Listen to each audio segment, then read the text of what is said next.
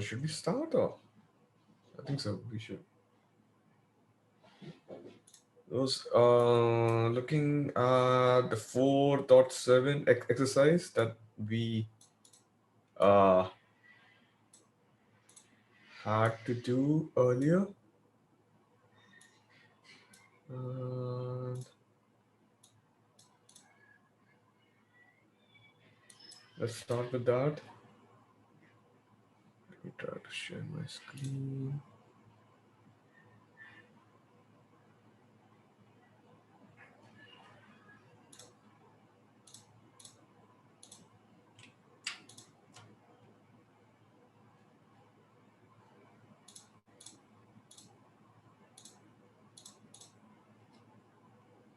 So let me try to set the problem up again. There were 20 cars in each location.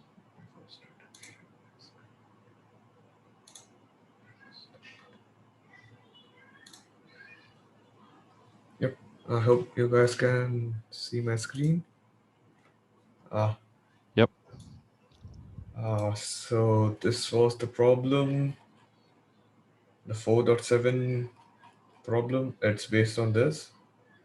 The policies uh, that are the policy iteration on the example 4.2 on the Jack's car rental. And yeah, uh, the uh, the problem setup was they managed. They had two locations. Uh, One we can see. So let me try to. One location you can see as this. Other one can be seen as this, and this can be thought of as a contour map. So this, this, this. So these are the various ways by which uh, this 5, 4, 3, 2, 1 comes into play here.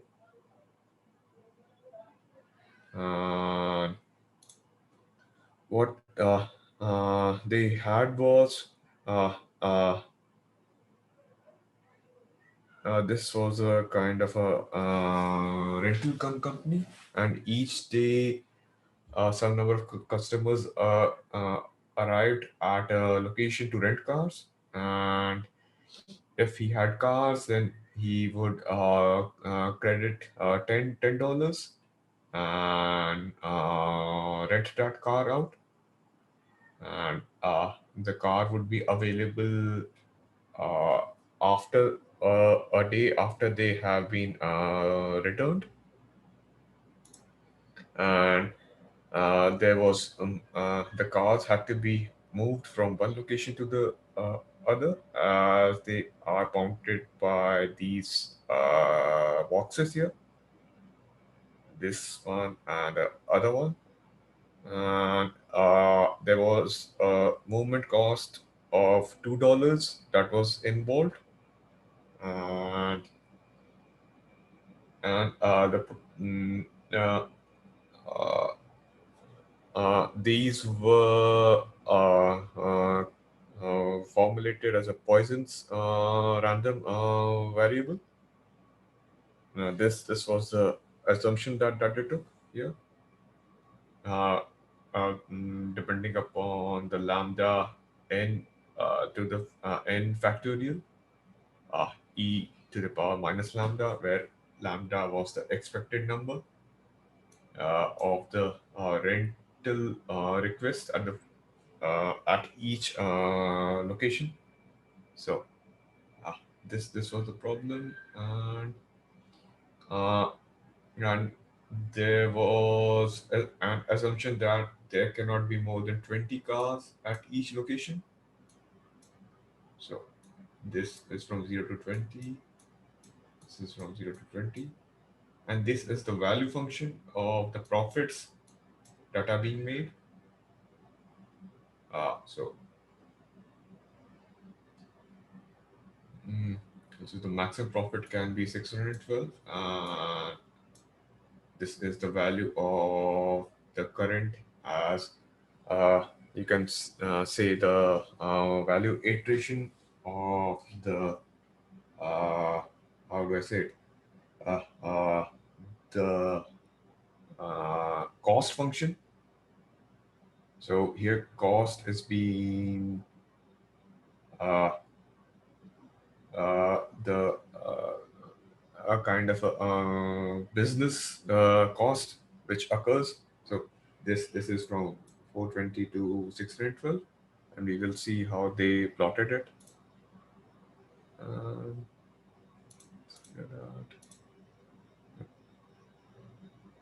and these are the sequence of policy iterations, and how they converged. So last time we discussed that. And let's see the figure that he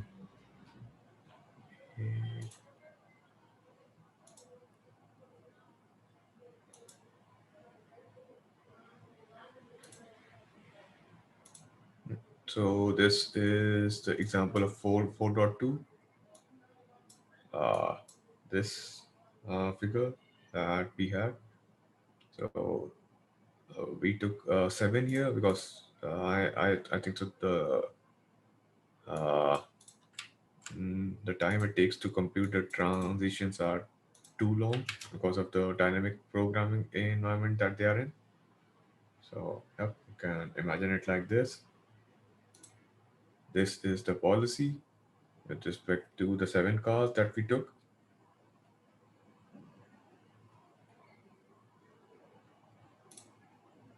Now this is with respect to this car here, the 4.7 example that the exercise that we needed to solve. Here what they're doing is uh, So wait, Mayank, can we go back to the previous programming exercise? 4.2. Yeah. Yeah. Yeah. So just to make sure, like in this implementation, Mm-hmm. how do they evaluate the states the state values for this problem? Because like here we have this Poisson distribution, Mm-hmm. and basically like number of possible outcomes for each state is really large. So Mm-hmm. yeah. Yep. Here they have used dynamic programming in which what they have done is for the expected rewards. This is a NP array that they have taken, which is the value for the number of states that they are in. So here S is taken as the number of states, which is I think 20 to the power of the number of states here. I think so. Let me try to confirm it. It's 20 by 20 states. Yeah, yeah. So that's the reason why it's taking so long because of the dynamic. Yeah, but that's not too much. But like this values. We in maybe if you could scroll to the formula for policy Mm-hmm. evaluation or any Yep, other yep, in the book. yep. Policy evaluation. This is the policy iteration. Yeah, I mean, one thing we have to remember with dynamic programming is that it will exhaustively look at all the states, but Yep. it will try and break them down. So like dynamic programming is breaking a bigger problem into multiple smaller problems and then accumulating the result. Yeah. Mm-hmm. So here is a sum over possible outcomes given Particularly, I'm speaking about this term P of S prime R given as A, right? So this is a transition from state S given action A to state S prime and reward. And for this problem, we have like four random variables. And for each random variable, we should consider like ideally all the possible outcomes, right? And like we have for like this random variables are sampled from Poisson distribution, and basically we kind of given that this like the shape of this distribution, we can kind of ignore say values larger than 10 maybe to like we don't really have to consider all like up to 20 because we cannot give more than 20 cars because that's our total amount of cars, but we can even like decrease this number somewhat. But still, for each random variable, that's like say we have this. We limit this maximum number of cars we can like we consider the highest number from that random variable be 10, and that still will give us 11 possible values for each of the variables, and then we should consider all the possible combination, right? So that's 11 to the power of or like yeah, so that would be 11 to the power of 4, right? So that's kind of really a lot. And yeah, so do they do it that way, or there is some kind of I don't know, shortcut to compute that?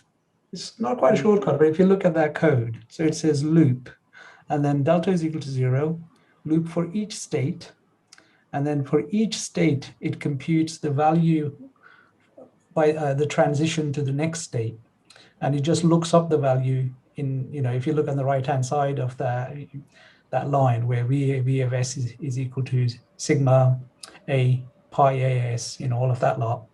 So it's almost like it's iteratively accumulating the value function, isn't it?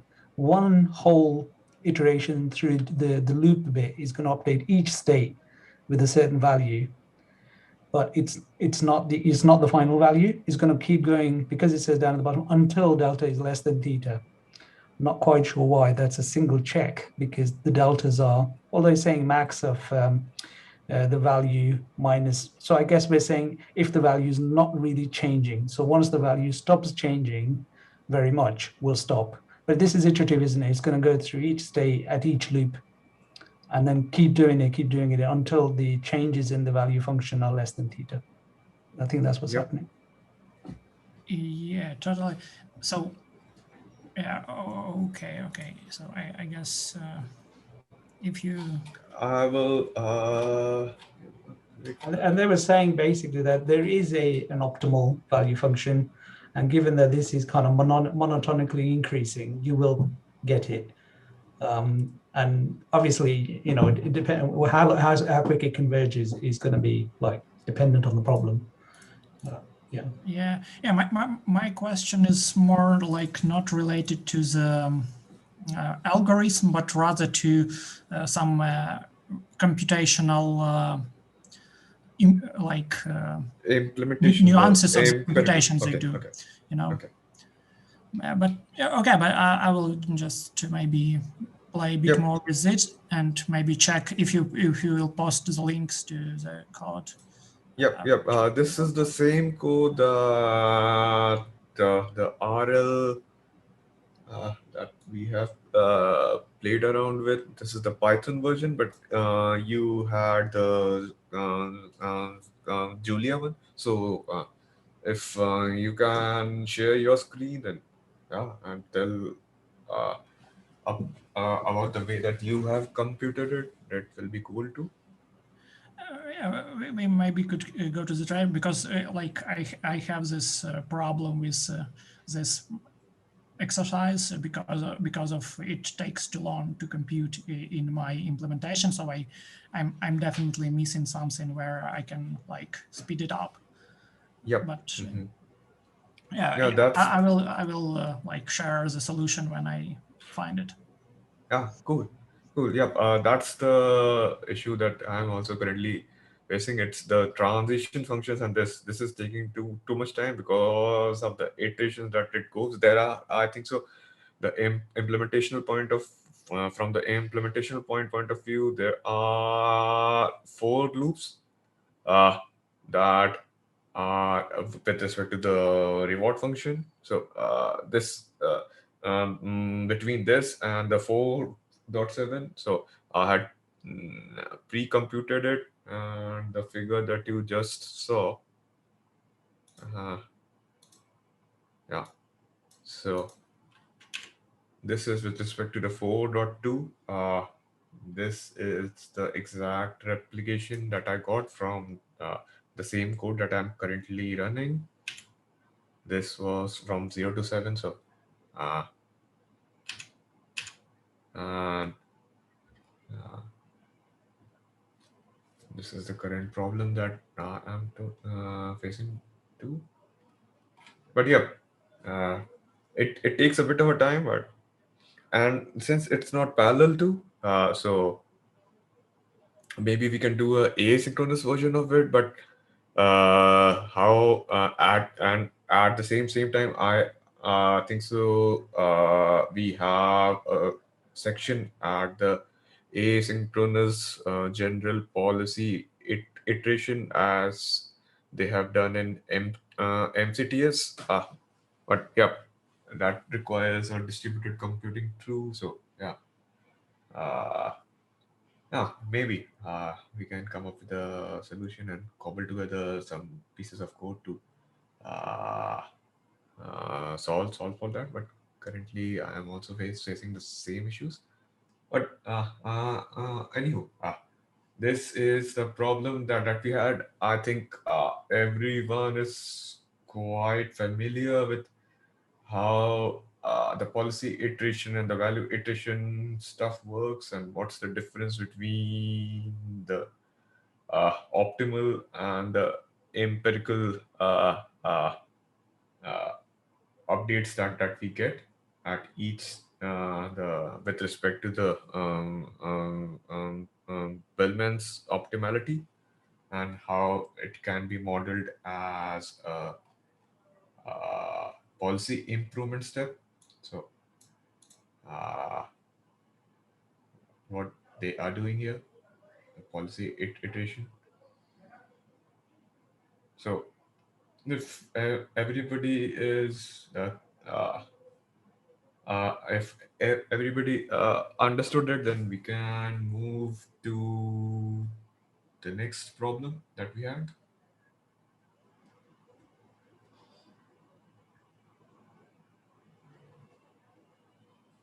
Cool. So,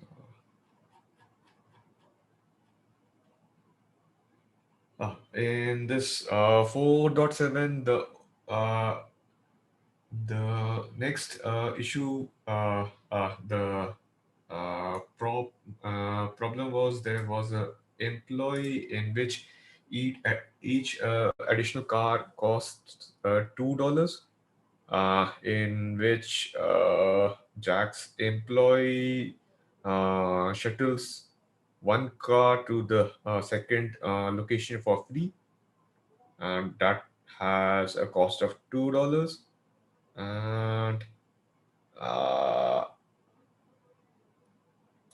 then the other problem was an additional cost of $4 must be incurred to use the second parking lot, independent of how many cars they are kept there.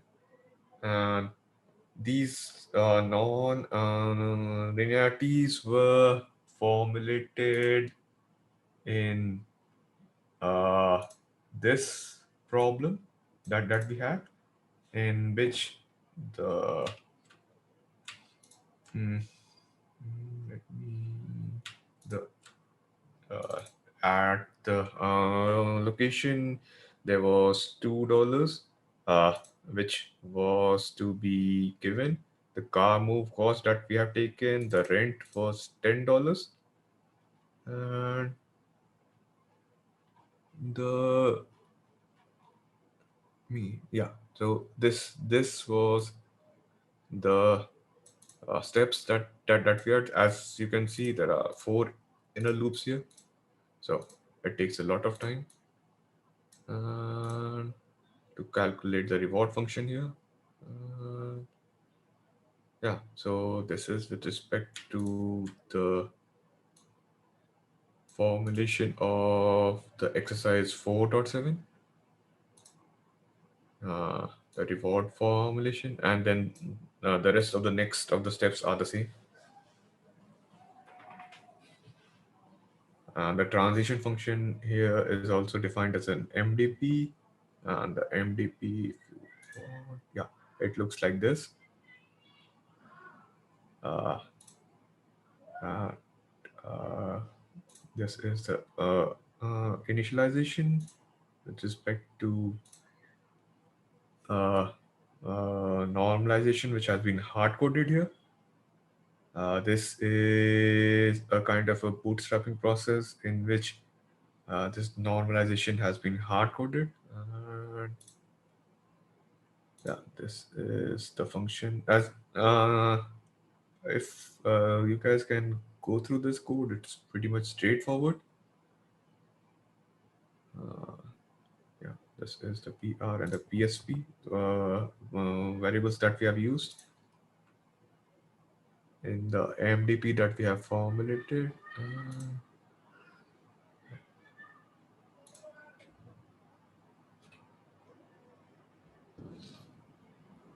So the output of this was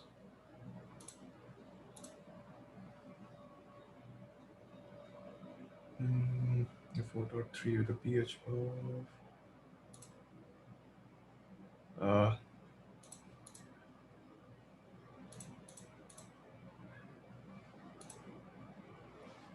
yeah, this guy here. So here we have taken five cars.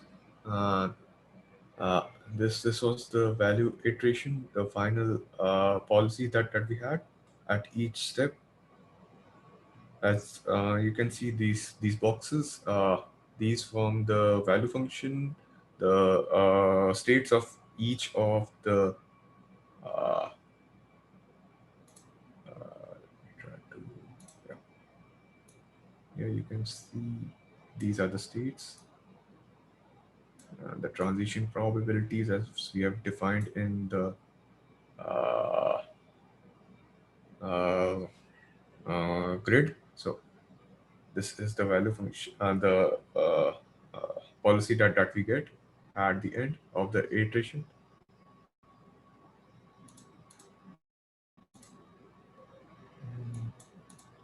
Yeah.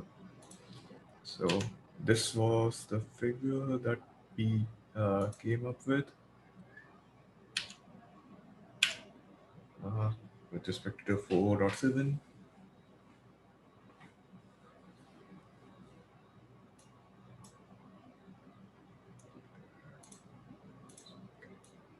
So this was with respect to this. Let's move forward now. With respect to we had to do value iterations today. So what's value iteration? Uh, we have already done with the policy iteration part. And uh, uh, the drawback, as they have defined, of the policy iteration is that each of its iterations involves evaluation, which may itself be a protracted iterative computation requiring multiple sweeps to the state set, which is currently happening here. And uh, this if the policy evaluation is done iteratively, then the convergence exactly to the VPI occurs only in the limit.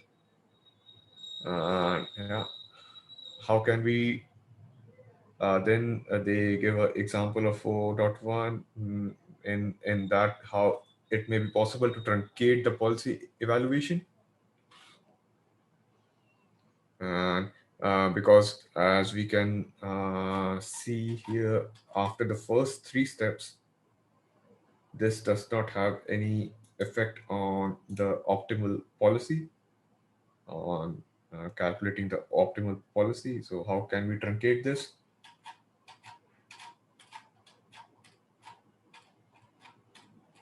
So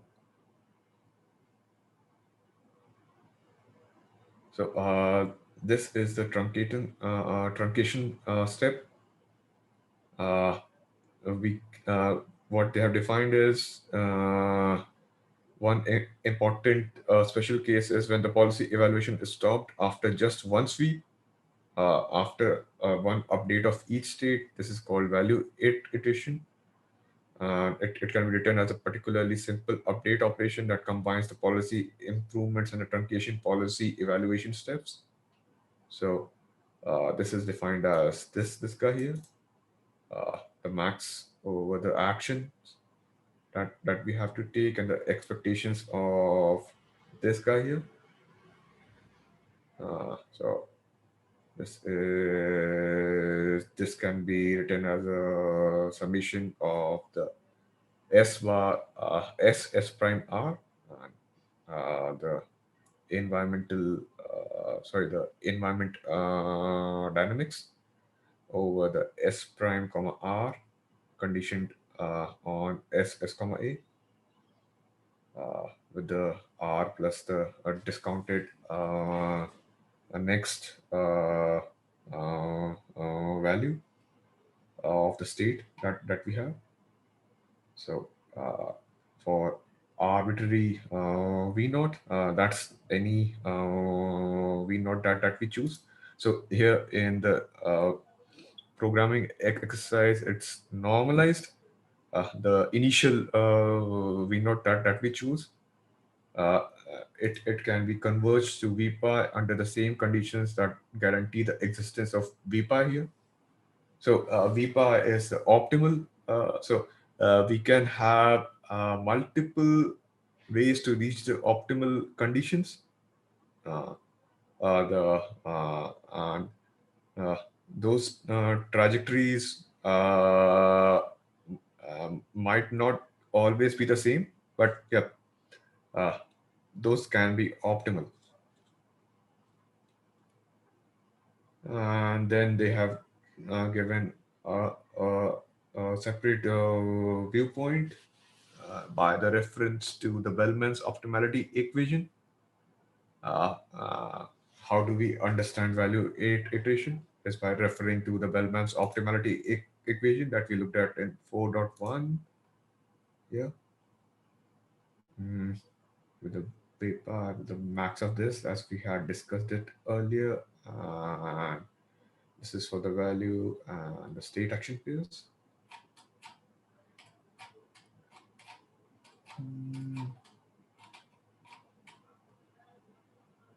So here the value iteration is obtained simply by turning the Bellman's optimality equation into an update rule. Uh, this is identical to the policy evaluation update and requires the maximum to be taken over all actions here. So yep, you can see here this value iteration and this line. This is the max over all the actions that they have taken. Let me try to.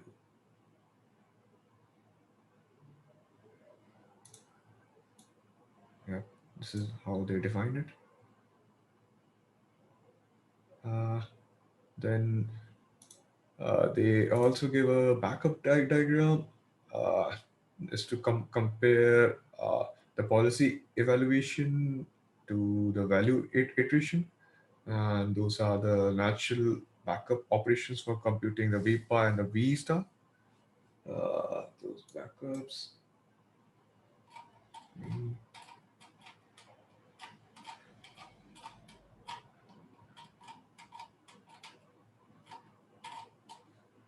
those this and the slides. Yeah. Uh, these are the David Silver slides and the backups that they defined with respect to the max. Yep. So this is it. So this is the max operation over the set of actions, as you can see here. Uh, this is the summation over the environment dynamics of the next state and the reward that we get. So this is the backup diagram for the equation that we have here. I think so. Everyone gets this. It's quite easy. Or if not, please ask.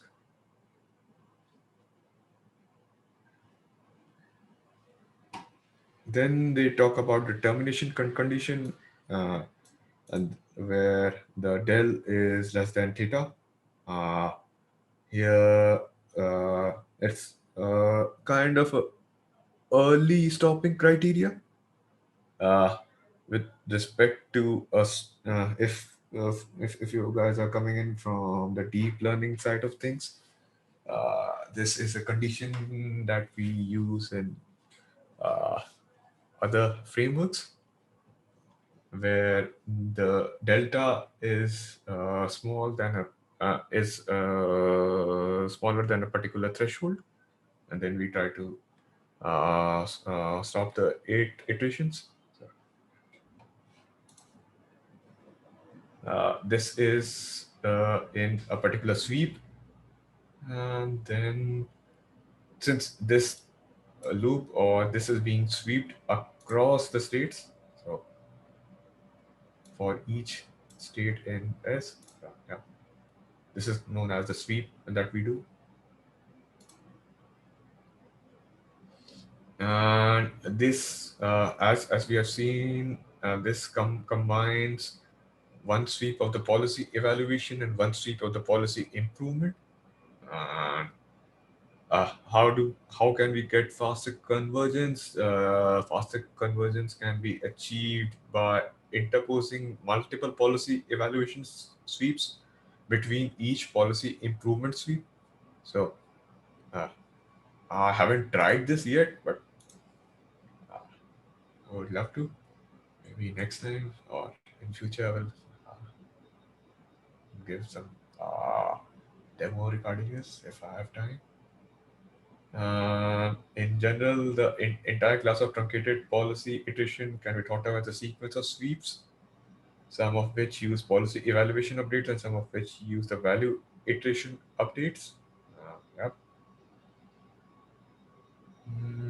Then they talk about the max operation, which is the only difference, and they converge to discounted finite MDPs, optimal policy for a discounted finite MDPs, as we will take a look at in the gambler's problem. So this is simple stuff. Then we quickly move to the gambler's problem. Here, the problem statement is defined as the uh, uh, uh, uh, gambler has an opportunity to make bets on the outcomes of a sequence of coin flips. And if the coin comes up heads, he wins as many dollars as he has staked on the flip. And if it tails, he loses his stake. And the gambler wins by reaching his goal of $100 and loses by running out of money. And at each flip, he must decide which portion of his capital to stake in dollars. And this problem has been formulated as an undiscounted episodic finite MDP. Why undiscounted? Because uh, the it's capital and we cannot discount the capital. Uh, after a number of steps. So it has to be taken as an episodic, undiscounted problem. And these are the states from 1 to 99, and the actions are from 0 to minus 100 minus s, 0 to the minimum of the state, the 100 minus s. These are the actions. And the reward is 0. The reward is formulated as the transitions except those on which the gambler reaches his goal, which is +1. So in the end, uh, the state value is given, then gives the probability of winning from each state. And so that's the state value function that's defined here. And the policy is mapped from the levels of capitals to the stakes. That's the policy, just mapping from the that we have defined. The optimal policy maximizes the probability of reaching the goal. Yep. The P of H denotes the probability of the coin coming up heads. And uh, this is how the problem is solved. Uh, so here 4.3 shows the change in the value function over successive sweeps of the value iteration. And the final policy for the case of pH is 0.4. So that's the case of heads that we have. And there's a whole family of optimal policies, all corresponding to the ties for the argmax action selection with respect to the optimal value function. So, as I have alluded to earlier, there is a whole family of optimal policies that can be reached, uh, and there is no one particular way to reach an optimal policy. There are different trajectories, so we can follow anyone to reach there. Uh, then this is a query with respect to, can you guess what the entire family look like? So uh, uh, this is a curve that we can see with respect to the capital and the value estimates. So the capital is from 1 to 99. And you can see in the sweep one, that's the blue one. If I zoom in a bit. Then the second sweep is the red one, and the third sweep is the green one. And we go on for 32 sweeps. And this is the solution with the pH of 0.4. This is the value function. And this is the final policy that we have received. Notice here that at 0.4, at 50%, this rises to 50. Yeah, 50 is the final policy stake. So we can consider it as I don't know. In here at the 25 and 75, it's around 25, and at 50, it goes to 50. So it kind of determines that uh, uh, it will try to bet max when it reaches the 50. Uh, so that's what I got out of this final policy stake. I may be wrong here, but yeah. If you guys have any inputs here, please feel to. Yeah, actually, like when we have probability of heads lower than 0.5, that means that our agent is playing a losing game, right? So, and here basically this value function may be interpreted as a probability of winning. So given some capital, our basically this is kind of estimate of probability of winning, right? And at value 50, the probability of winning would be 0.4, and like basically the best probability of win we can get to would be 0.4, and because of that like biased coin, right? And it's Biased coin? yeah, the probability No. of heads is 0.4. So like fair coin is 0.5 for heads and 0.5 for Yeah. tails. Yep. And we consider here a game with a biased coin. Basically, it's kind of similar to what you will meet in any kind of gambling, like in real world. The coin is always biased towards casino, but it might be like expressed in different ways. Yeah. Anyway. And basically, when we have this 50, the best action for us is to like go all in, because then we just can really realize our expectation, right? Yeah. Yep. Totally agree. Then, yep. How do we formulate it?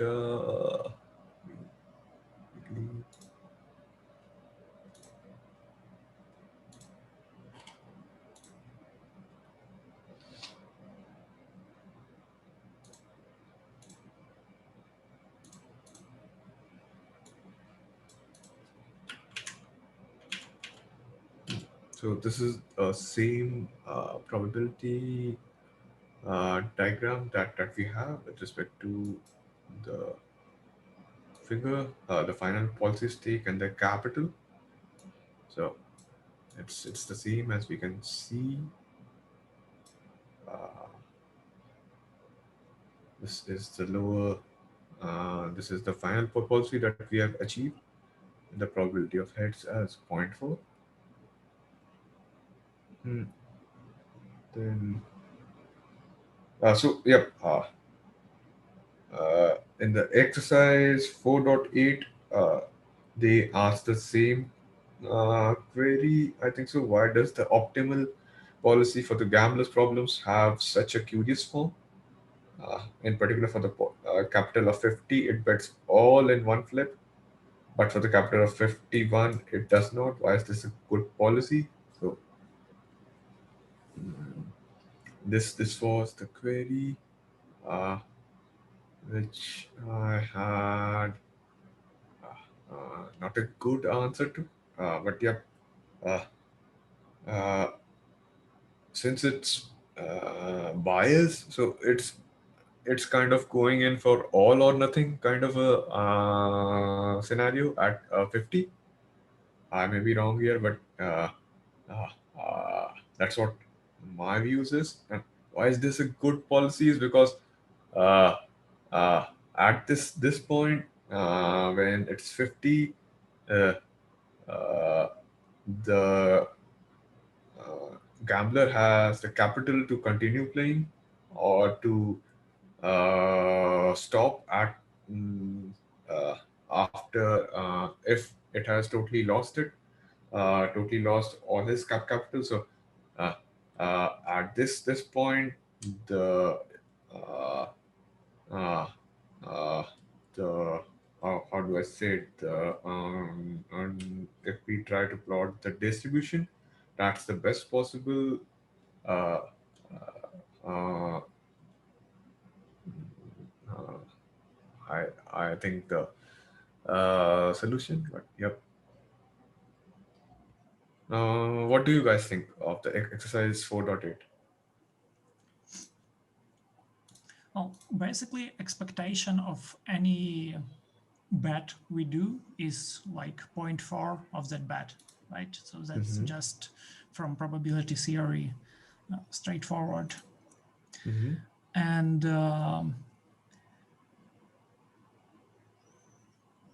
And like by making this large bets, we do not change the expectation, or like say like by betting 50, your expected return would be like 0.4 by 50, right? Mm-hmm. But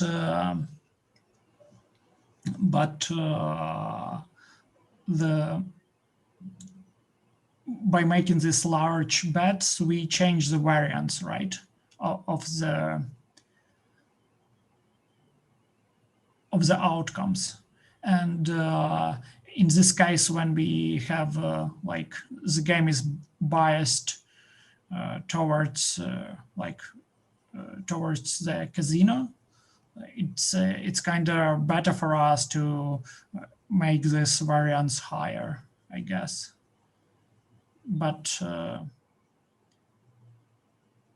yeah, I'm still not sure, because the same kind of reasoning can be applied to any point. And as you saw on that plot that you showed, that basically we don't care much about any action we do like in between these points. So we can always bet the maximum possible value, right? So here you can say, yeah, one thing about this plot, you get to like note that actually the line doesn't make sense. We have only discrete points here, which have some meaning, and the line connecting those points, it doesn't have any meaning, right? Mm-hmm. And Yep. yeah, and basically it kind of shows that at any point we can just bet the maximal possible amount. You can see that this like shape of the policy is kind of bounded by the maximal amount we can bet. Mm-hmm. And Yeah, and there is kind of no difference what do we bet, because it doesn't change the expectation of like the expectation of a bet is still like 0.4 of the stake, right? Mm-hmm. Yep, I agree, but I think so. The formulation that they have defined with respect to the transitions, that with the lose and the winning per percentage, if we look at the code with the gambler environment, the p heads is 4. They have defined the properties here, and this is the internal MDP here. Mm, so these are the four conditions that they have. In those four conditions, if any of those four conditions are reached, then it gives 0, or else it returns the P of heads multiplied by the target capital. Should be a boolean plus this guy. So it's the transition probability, and if we look at the uh,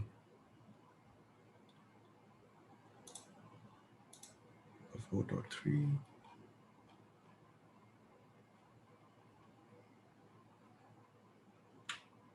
with this guy, the theta is given as 1 to the 5.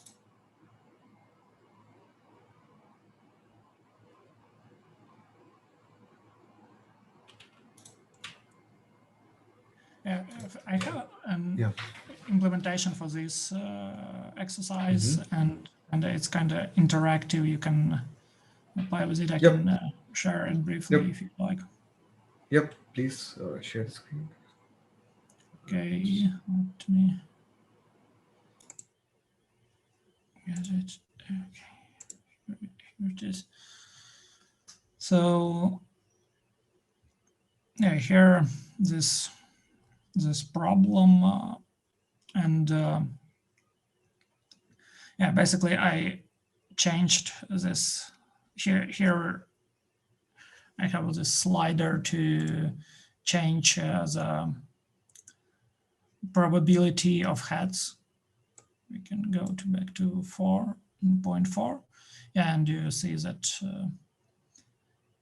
basically it kind of converges by step 10 to some close to being close to the optimal value function. And yeah, here you can see that this policy, it kind of can be anything within this. And what I found that, well, at least for my implementation, I kind of can, so, okay, let's just briefly go through the code. So what do? We iterate over the over all states, and for each state we try all possible actions, and for each action we evaluate possible outcomes. Right? The environment is stochastic, so we get to take into account multiple possible outcomes. In this case, those are two outcomes, like heads or tails. And then we kind of sum the expected returns for all the outcomes for each action, and that would be our like Q value. And again, it will be like the highest value for the expected return would be what we want to have as our estimate for the value function, right? And that's from that value iteration algorithm and formula you can see in the book. And yeah, so we do it until this change delta is greater than some threshold value.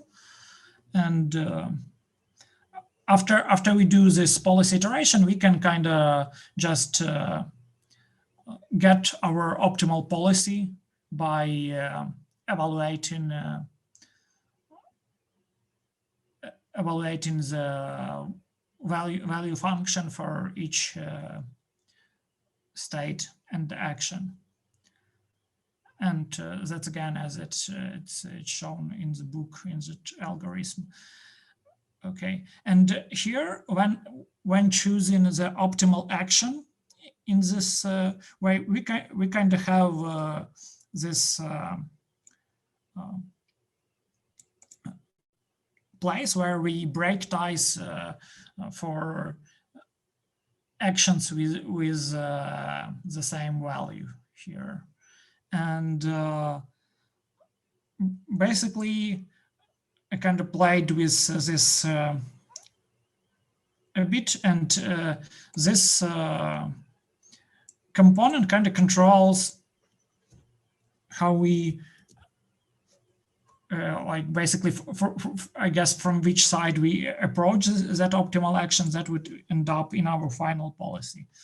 And if we switch that off, then we have like we can get kind of arbitrary shapes for this, right? And if I will put it like high number here, hard-coded. And on the other hand, if we just keep this condition, it kind of converges to this triangular shape. And but you see that expected value doesn't change with those different policies, right? So these different policies have the same expected value. And that would be approximately our probability of winning for a given stake, right? So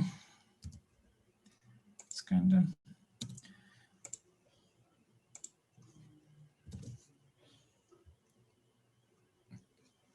so this is a policy they had in the book, something like this. When we have we go all in for 50, 75 and 25, we do maximal possible bets, and in other points we have this kind of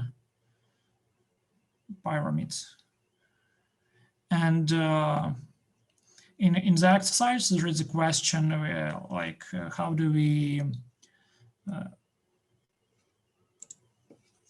what would change if we change the probability of heads for this exercise? And yeah, we can look at it just by changing this value here, and basically you can see that the policy doesn't change if we stay below 0.5. But if we go to values over 0.5, so yeah, let's see that it takes longer, and that's because in this case our value estimate doesn't converge so fast, and yeah, it's. But the policy doesn't change, right? It hasn't computed yet, so the policy will change, I guess. So you see, in this case, it's best for us to do the minimal bet, and I guess that's because we want to, because when probability of heads becomes larger than 0.5, it's kind of best for us to keep the variance as low as possible. So we want to do the minimal bets, and yeah, but still, again, the expectation would be kind of the same. And another thing here, you can see that the probability of winning, as we progress through this value estimation, the value for each, for the low capitals, it keeps being it keeps increasing, right? So we go from here to here, and yeah, I can kind of go through each step by step. Maybe let's decrease the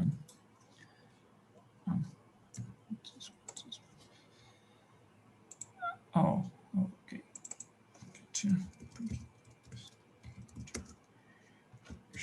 Right.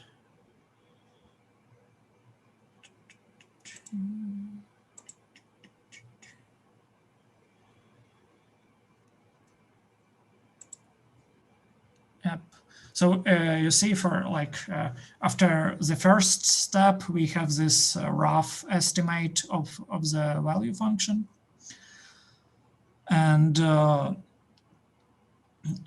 policy is kind of similar to what we had for the case when we have this probability of heads lower than 0.5. But as we progress here, our value estimate becomes better. And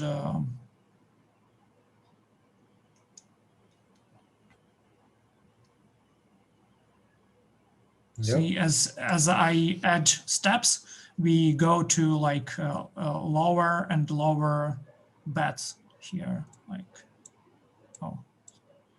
Mm-hmm. Yep, we can So, see on the y-axis that the scales are changing. yeah. And like after a while, maybe can just increase this number, maybe to something like 40 and increase here to 14.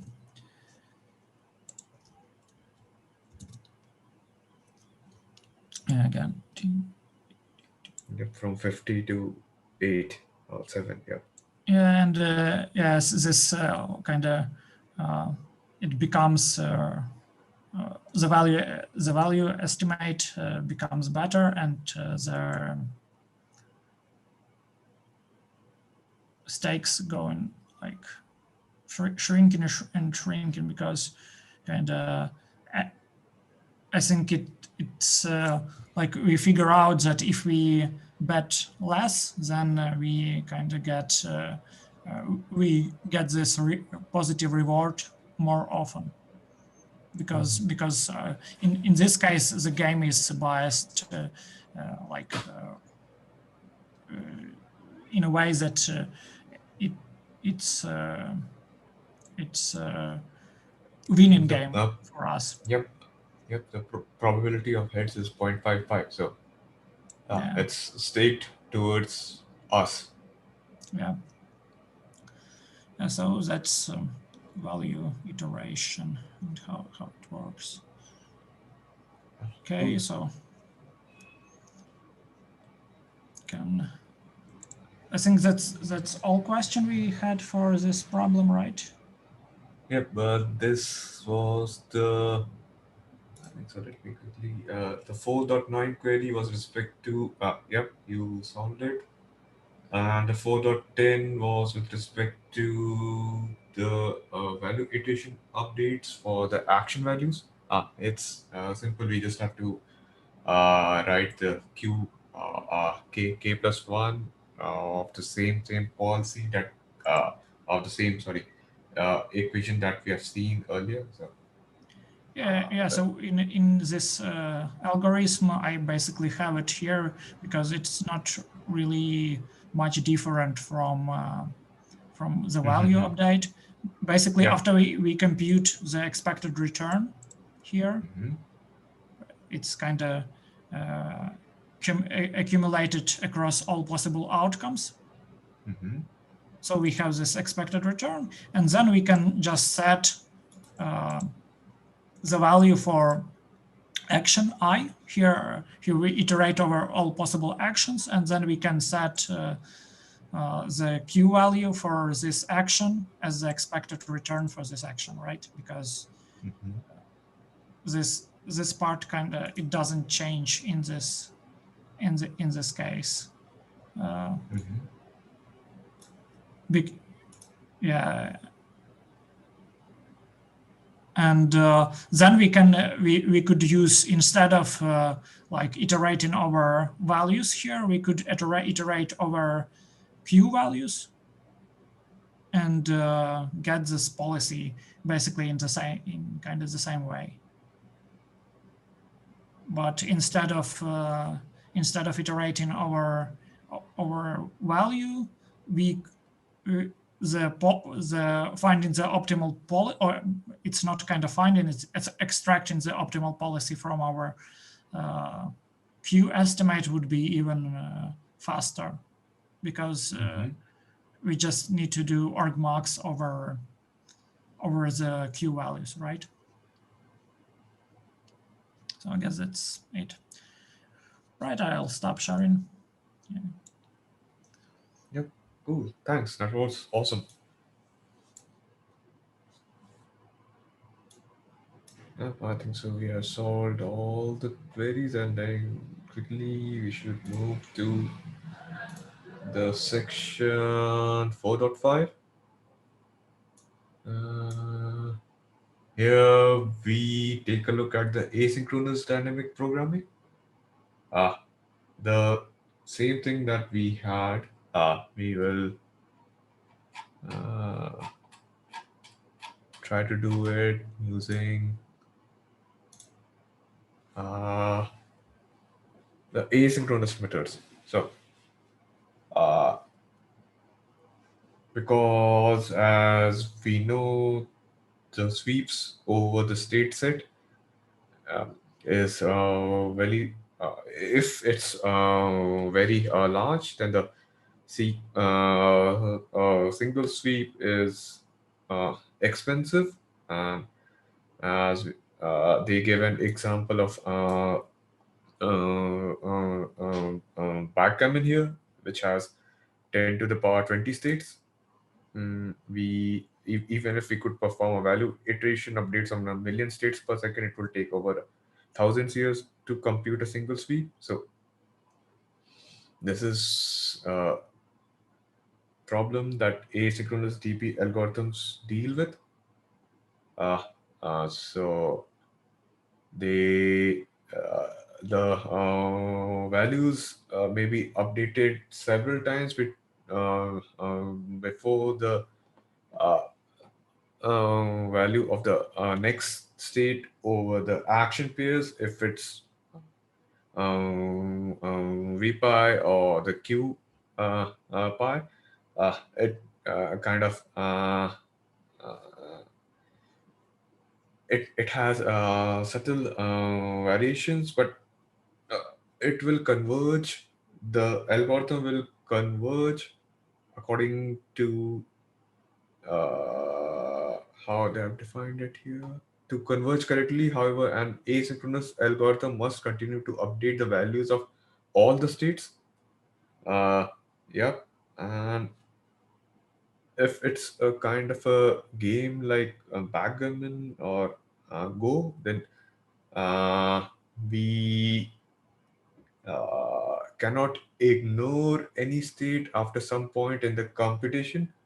So those states have to be computed dynamically at every point in time based on the action that has been taken.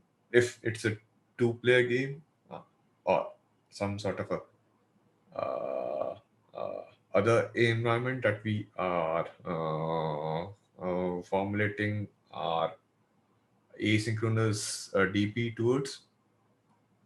So, yep, this is the flexibility. And uh, then they talk about a version of asynchronous value updates for only one state using K value iteration updates, and where the discount factor is between 0 and 1, and the asymptotic convergence of the optimal value is guaranteed given only that all states in the sequence, uh, the SK, an infinite number of times. So that means to we can also it's possible to intermix the policy evaluation and the value iteration to produce a kind of asynchronous truncated policy iteration. So uh, because we have to compute it in under a particular time interval, that greedy action has to be taken. So uh, of then this paragraph talks about avoiding sweeps, and it doesn't mean we can get away with less computation. It means that the algorithm does not needs to get locked into any hopelessly long sweeps before it can make progress improving a policy. And then there are subtle variations to selecting the flexibility of the states to which we apply the updates to get the required rate of progress. Uh, so we might also skip updating some states, like in chess. We do not need to update all the steps, all the states, or some other game. That is not relevant to an optimal behavior. Uh, some ideas of doing this are discussed in chapter 8. One idea was Markov chain uh, based example. Uh, uh, Monte Carlo tree search, and what they have used in the game of Go. Uh, so uh, this is one kind of upper confidence bound that was applied to the tree algorithms. Uh, mm, this was a kind of a deterministic problem which was difficult to solve, and this had a min-max search with the expected outcome model, which was based on a random game play arounds to the end instead of using the static evaluation function. So uh, this has been used in Go, in chess, and shogi, uh, bridge, and poker too, as well as turn-based video games such as Total War and high-level campaign AIs. So Hmm.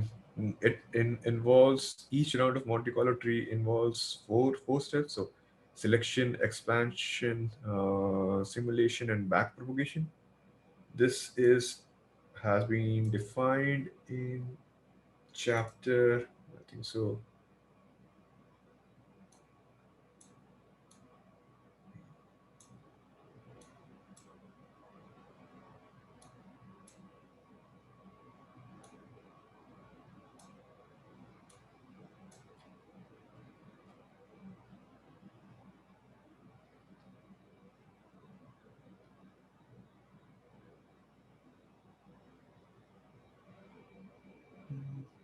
This is in the second half of the chapter, the second part with respect to the in the approximate solution methods.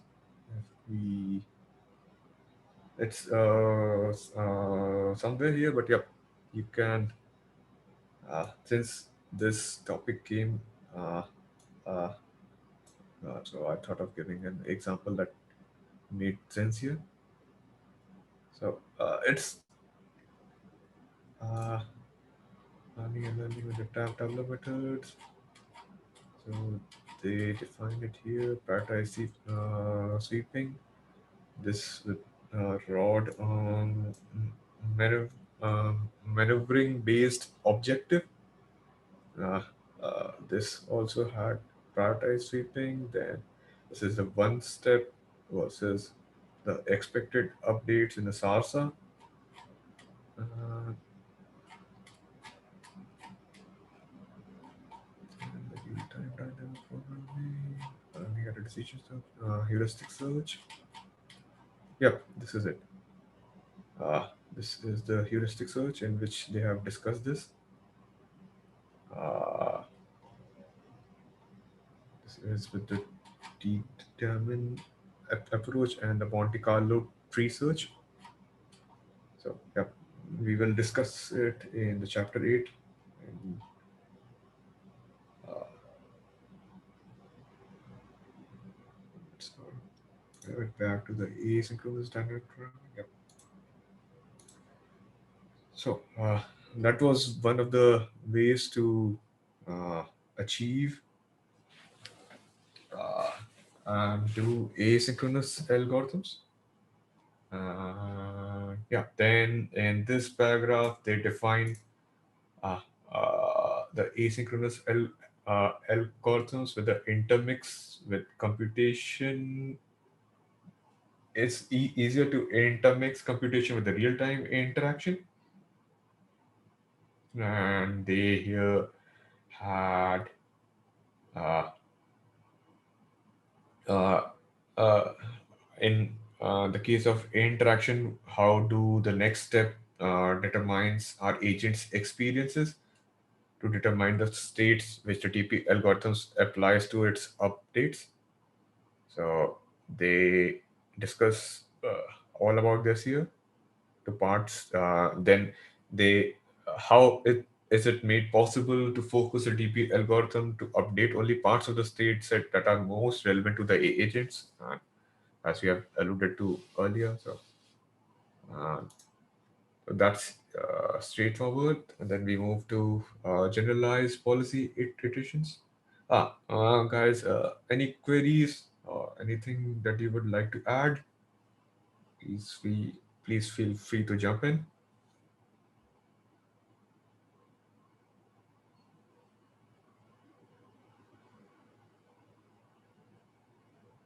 Okay, now we jump to policy iteration as with value iteration.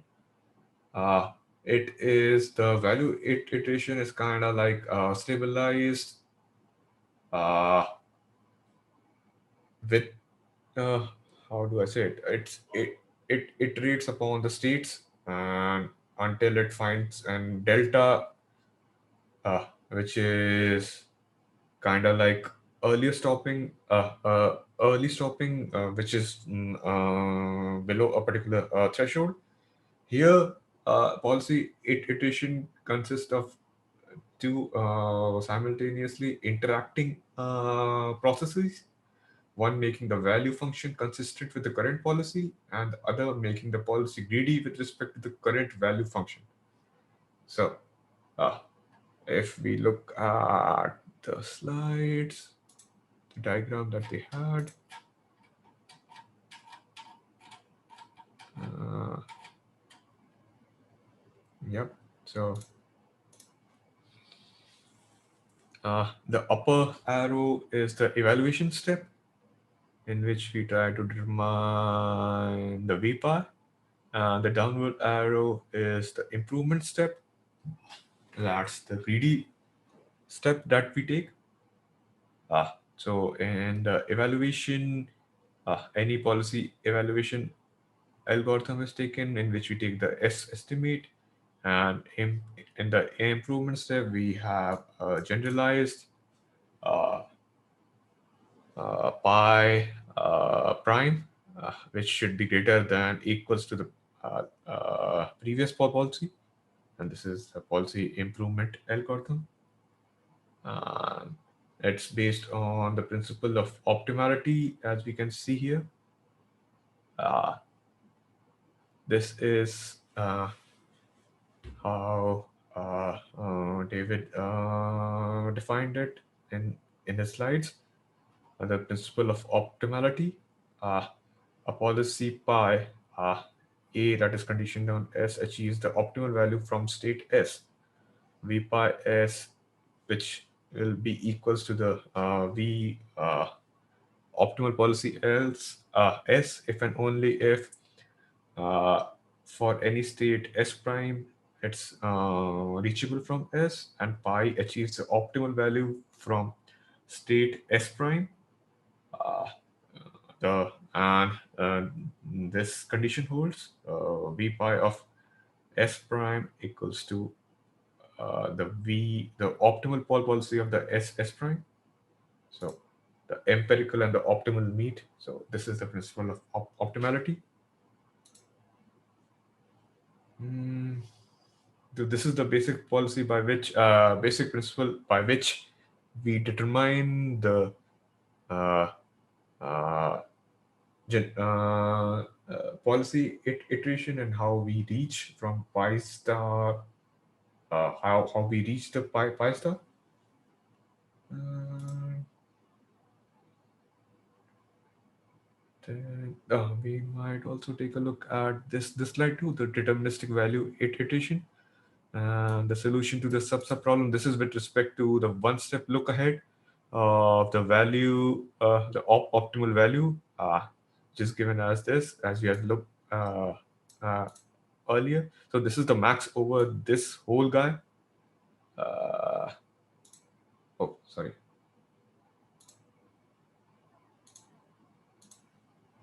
Where is the annotation? So this is the max over whole of this guy.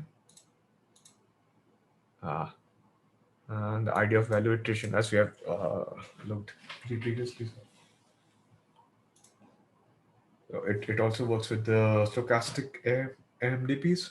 Uh, let's now go to the text, and this is the kind of stability argument that the author looks at. Uh, if it's kind of in equilibrium, then the value and the policy must be optimal. It's kind of like straightforward and make sense. So thus, both policy stabilizes only when the policy has been found that is greedy with respect to its own evaluation function.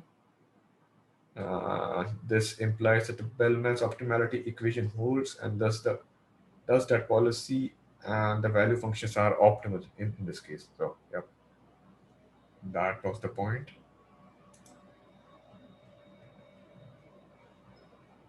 This can also be viewed as a kind of a game in which both are competing and cooperating at the same time. They pull it in opposite direction. This is a viewpoint to understand the steps, these two steps. A third viewpoint is two constraints or a goal in a two-dimensional space.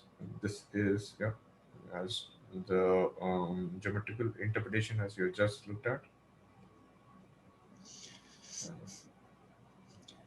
So basically, like a number of step policy evaluation steps between policy updates is kind of hyperparameter, right? And it depends on the, I don't know, geometry of our value function landscape, right? Yeah, this can be thought of as taking a principal component and trying to plot it over how do I say it? Two dimensions here, because in effect, this is the simplest view of how everything works or gels together. But if we try to give a real landscape of how they are trying to reach the dimensions, the latent space, if we try to view from how do I say it? Uh, Lost landscape type of view in the deep learning environment, the ridges and the mountains that we have, that will be difficult. So this is just a PCA kind of a viewpoint. So, uh, uh, But I so this. wonder if there are some heuristics to tune your number of policy evaluation steps between policy updates, or the threshold you set to stop the this policy evaluation, maybe. Like, for example, in this simple grid world problem we considered at the previous session, the like optimal policy was already reached after just a couple of policy evaluation steps. And after that, although we were quite far away from the actual value function, but the policy was stable already. And yeah, but in some like more complicated problems, that won't be the case, right? Yep. So yeah, that depends upon the tabular and approximation cases. Uh, and as we try to scale it up with some kind of approximation based probabilistic approximation based approaches. But yeah, uh, in effect, our process is the same. uh, uh, yeah, as you alluded to in last session. So, yeah.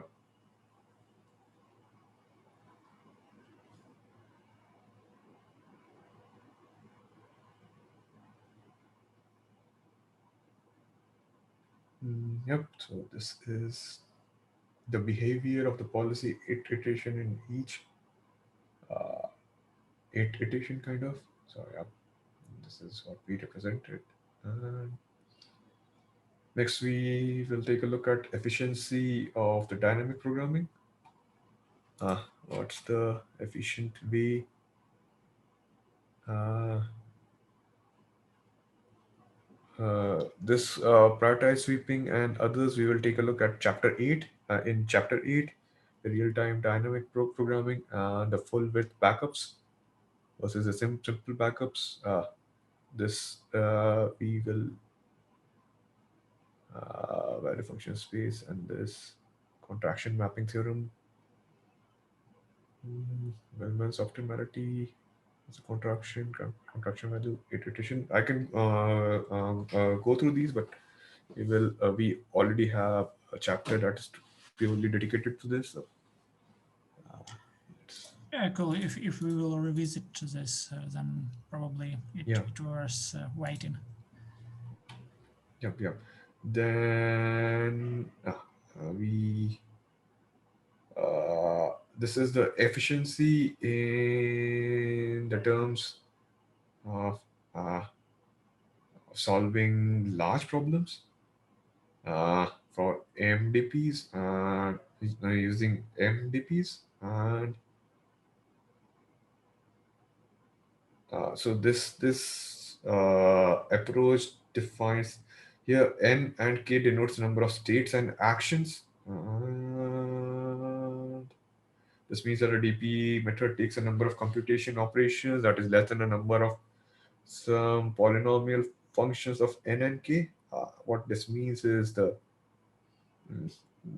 single-threaded computation that is being performed, maybe multi-threaded in the case of asynchronous, but this is the optimality guarantee, that the DP method is guaranteed in polynomial time, even though the deterministic policies is k to the power n. Uh,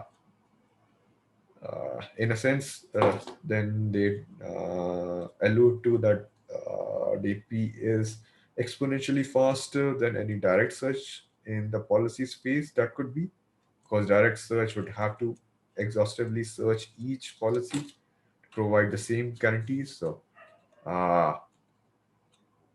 they use linear programming methods, uh, and they compare it with the DP methods. So they discuss the impracticality of it. And for the large problems, only the DP methods are feasible. So uh, this is, and then they in the this paragraph they discuss about the curse of dimensionality problem. Uh, it's simple, really. We all have experience with this. The DP is comparatively better suited to handling large state spaces than competing methods such as direct search and linear programming. Uh, so they give an advantage of the of the DP algorithms versus others. Uh, Direct search here can refer to the kind of a beam search or the other search methods that are used in NAS or other type of problems. Uh, the shortest path or other things. The linear programming, as you have alluded to earlier, these can be used to solve FDPs too.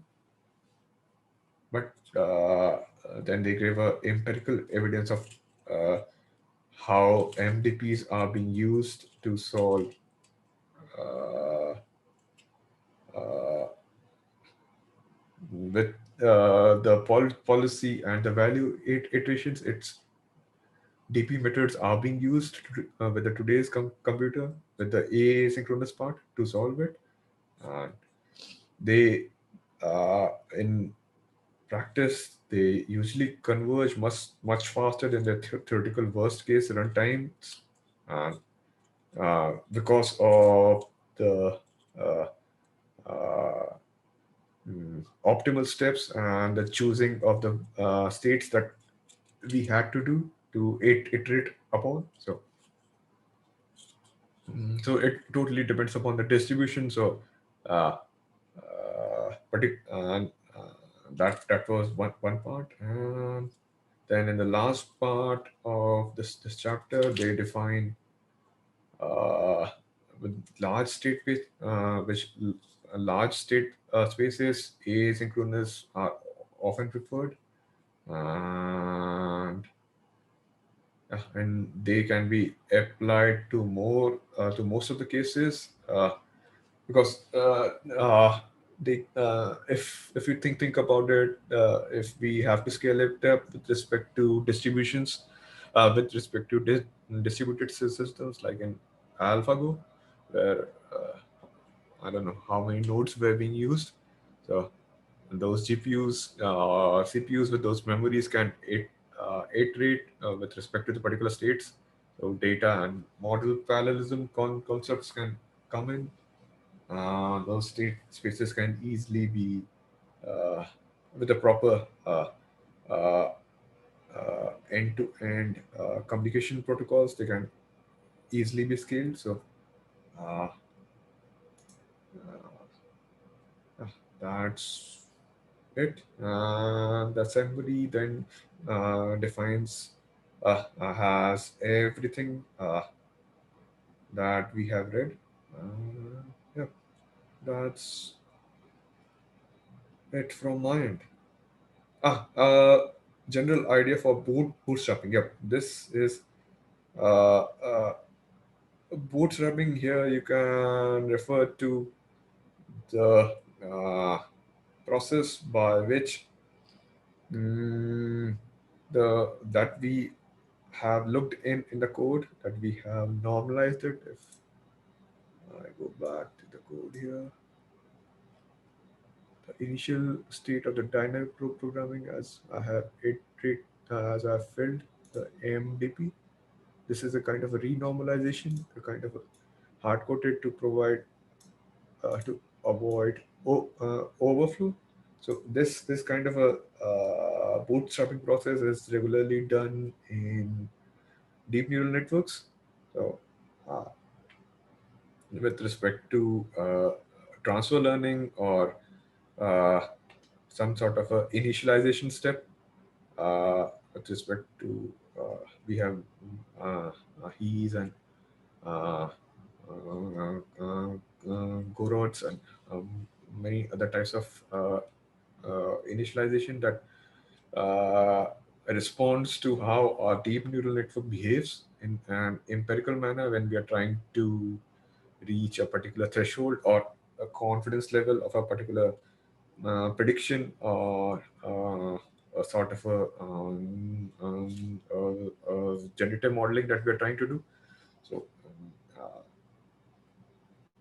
uh, this I have took that and I've applied it here because first I went there and then so, yeah, that's my rant.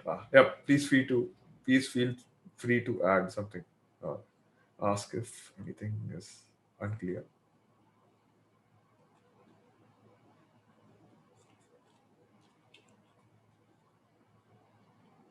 Then these are interesting too, the bibliographic and the historical remarks. Uh, uh, Please feel free to read through these. And this defines the history of how everything came into existence. uh, in the DP in the context of reinforcement learning. The initial slides, both by uh, Hasselblad and David uh, and Hasselett and David Silver had uh, uh, how do I say it, viewpoint into the historical aspects of it. Here, they have, how do I say it, given uh, you can go through the research papers which they have alluded to in the text, and it's an interesting read if you want to go through the various Jacobi synchronous style algorithms, because I believe that these are the cycles that repeat, and uh, maybe in the Europe's spotlight, we might see implementation of one of these methods.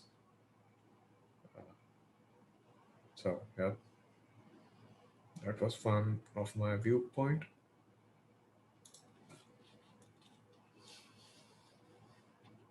Uh, this was all from my end. Please feel free to jump in and give your views or ask any queries.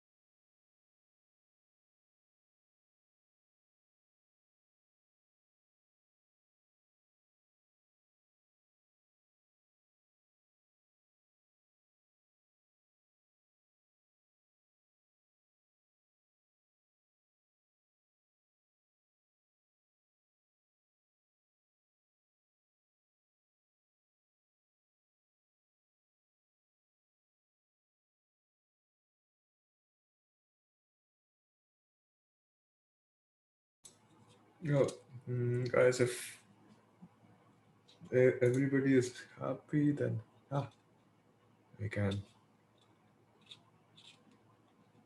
close it out for tonight. And next week is a holiday, so we will be taking.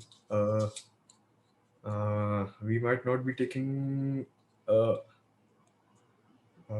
session next week, but after that we might reconvene. That is on the 6th of June. So we will come back on 6th. I hope it's fine. Uh, and that's all from my end. Have a great couple of weeks.